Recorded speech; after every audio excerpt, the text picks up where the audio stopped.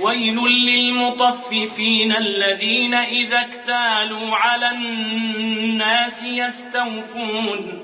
وإذا كالوهم أو وزنوهم يخسرون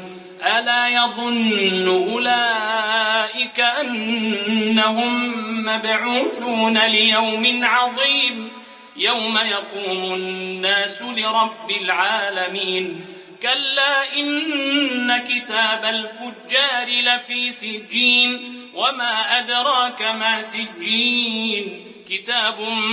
مرقوم ويل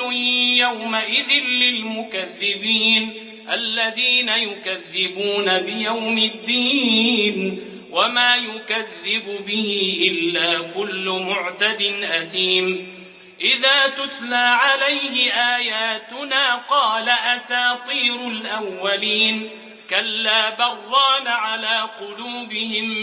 ما كانوا يكسبون كلا إنهم عن ربهم يومئذ لمحجوبون ثم إنهم لصالو الجحيم ثم يقال هذا الذي كنتم به تكذبون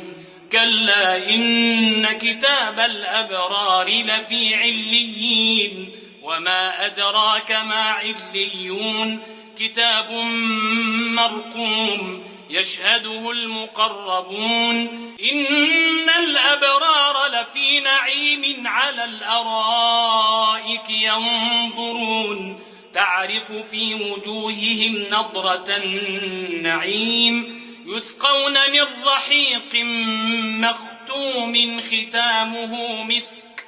وفي ذلك فليتنافس المتنافسون ومزاجه من تسنيم عينا يشرب بها المقربون إن الذين أجرموا كانوا من الذين آمنوا يضحكون وإذا مروا بهم يتغامزون وإذا انقلبوا إلى أهلهم انقلبوا فكهين وإذا رأوهم قالوا إن هؤلاء لضالون وما أرسلوا عليهم حافظين فاليوم الذين آمنوا من الكفار يضحكون على الأرائك ينظرون هل ثوب الكفار ما كانوا يفعلون